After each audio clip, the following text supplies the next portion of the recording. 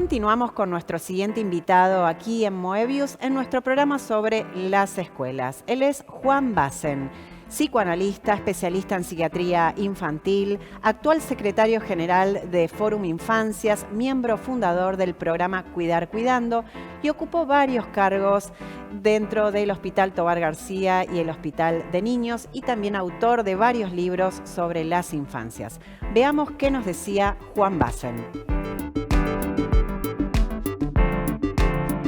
Juan, muchas gracias por participar de este programa de Moebius. En muchos ámbitos existe esta reflexión del destiempo de la escuela, tal vez con un modelo del siglo XIX en algunos casos o en muchos casos, pero con niños y niñas, es decir, con subjetividades en el aula del siglo XXI.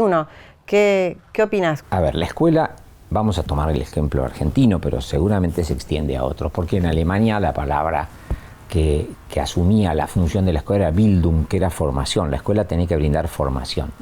Acá, además, quedamos muy enganchados a lo que podría ser aquella frase de mi hijo el doctor. O sea, la escuela funcionaba como garante del ascenso social. Y la maestra era la que transmitía saberes que permitían a ese niño, hijo de inmigrantes del interior o del exterior, ascender socialmente, tener una vida mejor que sus padres. Esto ahora está flaqueando. Y este imaginario que impregnó tanto tiempo de nuestra historia argentina, hoy, ¿cuáles son los imaginarios alrededor de la escuela? Digamos, bueno, este está en desarticulación, digamos, ¿no? La posibilidad de la escuela como ascenso social, mi hijo el doctor, la formación que hay. Hoy, ¿se puede ubicar cuáles son los imaginarios alrededor de la escuela? Y me parece que la idea de formación ciudadana sería algo así como educar al futuro ciudadano, ha quedado como desplazada, casi arrinconada por educar, formar, producir al consumidor exitoso.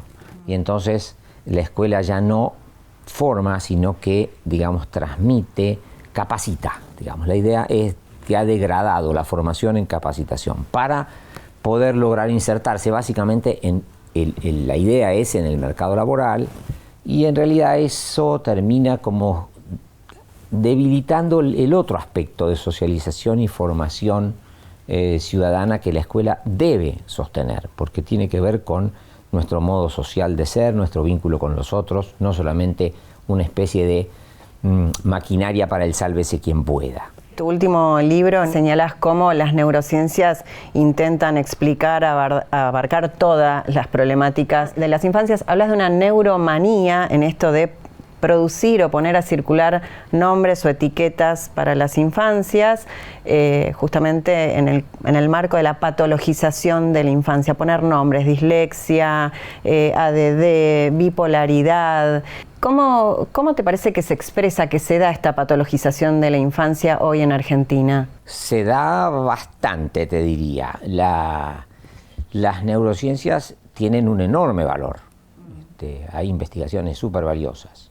Pero en todos lados hay un reconocimiento, que es que no saben qué hacer con la singularidad, que tiene que ver con lo que se llama el dataísmo, ¿no? Con un modo de cuantificar todo en base a números, en base a datos, y eso lleva a un modo de clasificar en base a descripciones.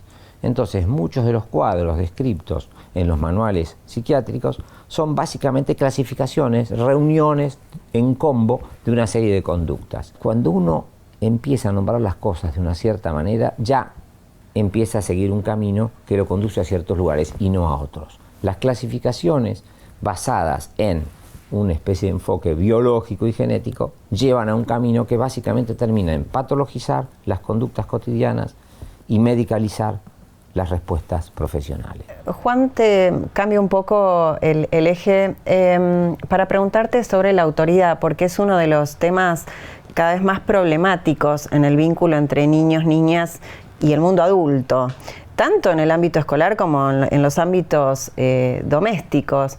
¿Cuál es el lugar de la autoridad o la importancia de la autoridad en las infancias, en las escuelas? Una anécdota, una profesora decía, yo no entiendo, dice, ¿por qué los chicos, dice, no leen nada? Pero cuando yo les doy un texto en inglés, se matan por leerlo. Entonces yo ahí digo, el inglés es el garante del ascenso social. Eso que antes hacía la maestra, ahora lo hace el inglés. La maestra era depositaria de un reconocimiento y de autoridad porque era la garante de ese ascenso social. Entonces ahí hay un descrédito muy fuerte de lo que sería lo público, te diría. La autoridad tiene que ver con, no solo con la dureza, sino con la autoría, digamos, con alguien que pueda decir algo, que pueda ser o generar, no solo ser, generar un interés nuevo en ese chico que escucha. Y estoy dejando afuera a los padres, que yo creo que están en una situación difícil. ¿Cuál sería esa situación difícil? Y porque hay una simetrización muy grande, los chicos cada vez son más precoces y el adulto en general está como sorprendido, los padres, por este avance. Recién en los últimos tiempos creo que están tomando como un poquito, haciendo un poco más de pie, pero al principio quedaban como desconcertados.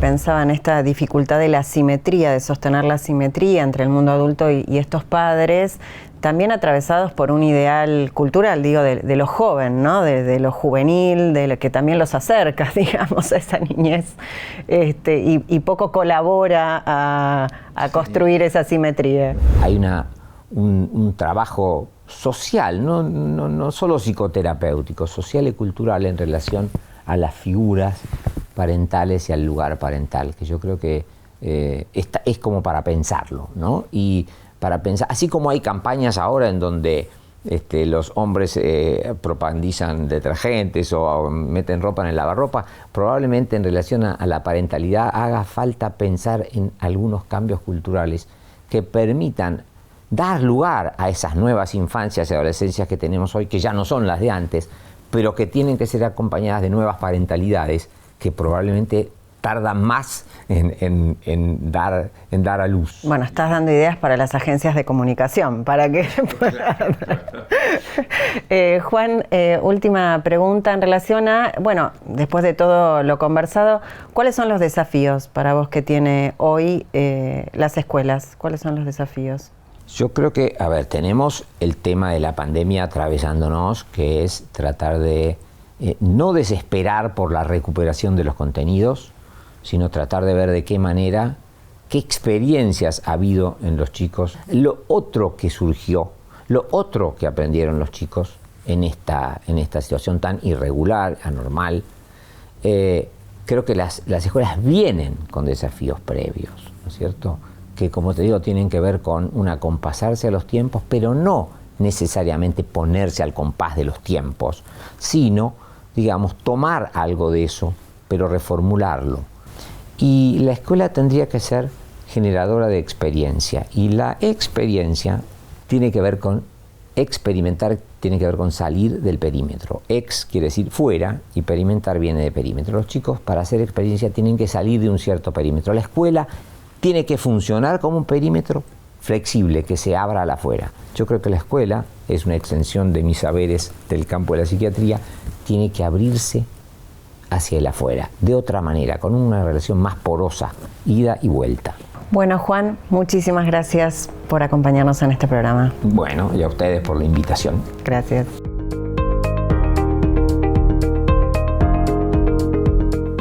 El juego constituye una forma específicamente infantil de apropiación del bagaje de experiencia sociocultural. Ubicados como hijos, los niños pueden jugar a ser grandes, en la medida en que aún no lo son. Es imposible jugar sin imposibles. Jugar no solo posibilita reproducir o imitar, jugar permite al niño inventar al hombre.